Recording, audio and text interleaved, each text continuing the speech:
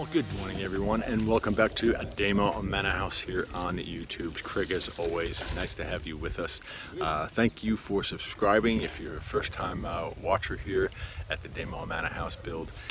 It's a pleasure to have you. Make sure you hit the bell, be notified after you subscribe. Make sure you give a like and comments, share, all that good stuff. Just as a general reminder. Okay, so the fellas are hard at work trying to get all the beams on the back of the house and the side of the house, on this side, near the bay window of the kitchen. They're trying to actually get all the boxes up over the windows and the doors.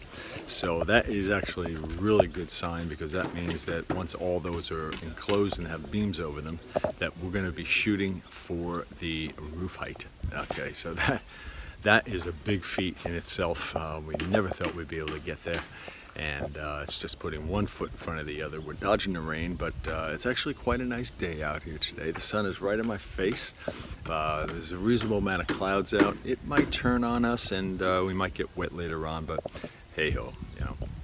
But I just wanted to sort of have a chat with you, let you know that you know, we've been here for almost 10 months, since the last November of 2019.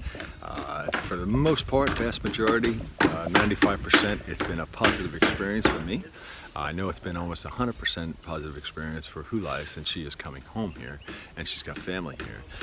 Some of the down things is the lack of electricity, the lack of running water, clean water. That's messed with my stomach a bit, even to this day.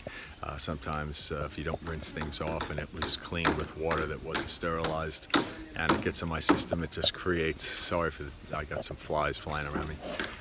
This messes with my stomach, so I'm trying to mitigate that as much as I can, make sure we're diligent in cleaning things off with actually bottled water that we trust. It's a bit more expensive to do that, but it is what it is, you know. I don't want to be in the toilet all the time because of water that is not, you know, like it is in England or the US. But other than that, you know, I never thought we'd be able to get to this stage where, you know, the site has been cleared. That happened last December, and we were quite fortunate towards around Christmas. The bulldozer came in here, and if you haven't seen that video, I suggest you go back. It's actually the lost video of the lot clear, and check that out. But you can watch our progress from when we first started here all the way to this point. I'll try and make a compilation video once we get to the roof line, before we actually start putting the trusses up for the roof, just so you can actually see the progress that we've actually made on this house since we've been here. And it's been pretty much mid-January to late January. It took us a while to dig the foundation on this house. I would say the end of January. So it's taken us 7 months to get here. Most people come on this site and say, well, isn't this house done yet? Because most houses that are done in a traditional Sierra Leone African way, that are sort of mud huts, they're made with different kind of block. They put concrete in between. But the foundations and the complicated nature of this house is such that it takes effort and time to actually get it right. You know, we're a bunch of amateurs here. As Cecil and Abu are professional guys, and that's why they're with us. Cecil is obviously Hulai's brother. But Abu has been here from Freetown since the beginning on this. He's helped actually digging the foundation until he was able to start with the concrete work and the block. But other than that, it's been a positive experience. I wanted to let everybody know that we miss everybody back in the UK, and all my kids and all that in the States and in the UK. You know, Brittany, Brooke, Amanda, and Andrew. You know, they're beautiful kids. I miss them, and hopefully one day we'll be able to get them over here and have them stay in the house and spend some time with us here. We will obviously try and make an effort once the house is up to where we feel is comfortable for us to be able to go back to England, because you know, there's a lot of things that we did not bring with us that are very, very expensive here. You know, a can of baked beans is $2.50. You know, it's ridiculous. I mean, it's sugar. the dog food that we get. You know, it's $2 a can. You know, you could probably get for $4. You could probably get 2 6-packs of dog food. So there's a lot of things that we're going to actually have to go back on the food side of things, and even amenity sides of things. You know, sort of like shoes and clothes. Although you can get those things here, but they're more expensive because they have to mainly import everything. And if we can actually get them over there and ship them here, then it'll be worth our while to actually do stuff like that, right? So, and even things that we've forgotten that we're going to need in the house, you know, that's going to be the opportunity. Hopefully it will be both of us that will be able to go back, but if not, we will probably elect Hulai to actually go back to the UK first to retrieve those things. So I just wanted to make sure everyone knew that we were okay, we're doing well.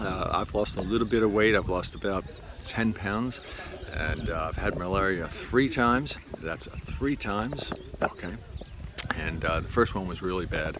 The second one, I just caught it in time, and I got an injection of hydroxychloroquine, and great for COVID-19, by the way. That's why it has not been a big problem here, because the hydroxychloroquine here is just readily available for $2 for the whole course of treatment. So it is what it is, you know. The last time I was yawning and caught it again very early, went and had an injection, and it was cleared up in a day and a half. Okay, so it's the general nature of it here. I try to avoid it, but you know, there's the mosquitoes around here, there's a lot of flies, and it just takes one. It just takes one to get on you, and with the wrong stuff in it. And you know, there you go. You know, you start getting tired, start yawning, you start aching, and the telltale signs of getting malaria are very clear to me now. So whenever I feel anything like that, even remotely starting to happen, I go on a course of hydroxychloroquine, and it just knocks it totally out. All right. So we're doing great here, and we're always glad that you are joining us on the videos and watching what's going on. We certainly miss everybody from where we were in England and in the United States, but you know, we're doing great here. The house is always open to anyone who wants to come and check out, in the end, what we feel is going to be one of the best projects that we've ever done. Not that we've built houses before, but we've had other projects in our lives as we've gotten older. And this is actually one of the physical feats that if we can get this house up to at least 95% of what it is on the plan, then we would be happy with that. Okay, being a bunch of amateurs. I'm an amateur, I'm the contractor on this, I'm directing what's going on, and these guys are just doing the work. So, not to say that I don't do any work. I do work here, but not to the extent that these guys do every day, 6 days a week. All right. So that is about it for us right now. Enjoy the video, and we will see you in other ones real soon. So see ya. Bye for now. All right, everybody. Just so you can see where we are today. It's a Friday. I've got the 7-foot beam over the top of the kitchen door, and the 5-foot over the kitchen window, which is great. So they're at the right height on the block, so they'll just come right in over the top there. Actually just take the beam across. So they're almost there on the 6-foot on this window, and here's the height difference from the 6-foot to the 7-foot. That looks more like it. So that is looking really great. It's a reasonably hot day out today, and I'm just going to come around the side of the house so you can see where they're working. Remember, we've got 10-foot ceilings, so we actually came and just put 5 feet down on the bottom and took 3 feet off the bottom, and we put 2 feet on the interior of the house to make it 10-foot ceilings instead of 8-foot ceilings. So that is looking pretty formidable. You know, 10-foot ceilings are higher than you think they are, and this is what it's looking from the front of the house. It's the front corner. Guys are way up there on the scaffold there. That's how far off the ground they are. So you got Capri, Mr. Marco, and Abu up there trying to get the last height on the block to be able to get the windows and the beams over the top. So it's looking okay.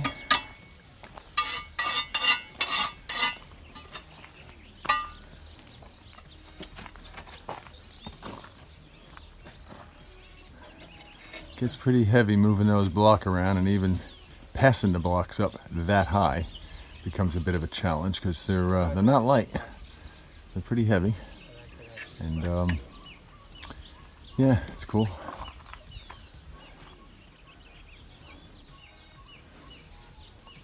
All right, we'll pick it up in just a bit. It's Wednesday. Welcome back to Damo Manor, and thought I'd show you what we're talking about. There we go. So those are the big pillars on the inside of the house, and these are going to be holding up the second floor. So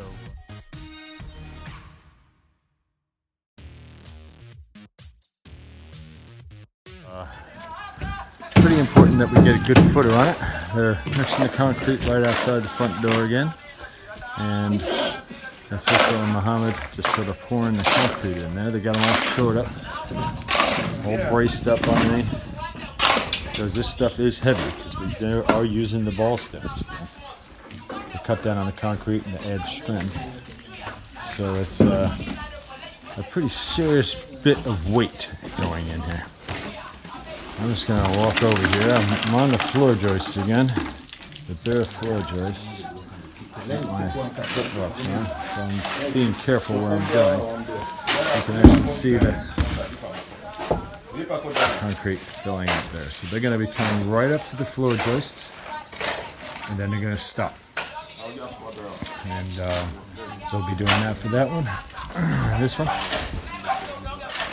one over here, and Mr. Abu and Capri are working on the last box over there, trying to extend it to make it a bit bigger to get these pillars to line up. That was a bit more of a problem child there because of our placement on the original iron rod in the hole down there. So they need to be moved over about 6 inches. So it is what it is. We make adjustments. We keep on the fly. We keep a smile on our face. We're all here. And that is about where we are right now. So they're almost at the top of the floor joist there. We'll pick it up when they're on the second and third one, and I'll give you an opportunity to see what that's like. Okay, so they've gotten all of the walls up to 6 feet or higher. It's actually 8 feet off the floor level. Because a lot of the windows are 6 feet, and these windows in the kitchen here are bay windows, and they are 6 feet, and they are the boxes short there. Okay, so they're up there putting the concrete in there. They just got done boxing it up, and this is the last ones where everything is at the right height, and they're able to sort of put all the beams over the top of all the windows and the doors. So Marco, pretty brave lad up there, and you know, they don't think twice about it. He's pretty far up there. He's got to be at least 18-20 feet up. So handing the concrete up, mixing on the veranda. We allowed them to do it after a talk with them, because one person is in charge every day of cleaning out the veranda if they're doing concrete on it. So they'll alternate every other day between them to make sure that it is clean and tidy, so that we don't run into the mess like we have before. So just wanted to show you what was going on. It's been a reasonably nice day here. Threatened a little bit earlier this morning, but for the most part it's been a great day. They're trying to get as much work done as possible while it's dry, and yeah, we're really proud of these guys. They're quite brave. I wouldn't want to be up there right now. So there you go. We'll talk to you later. See you. Bye.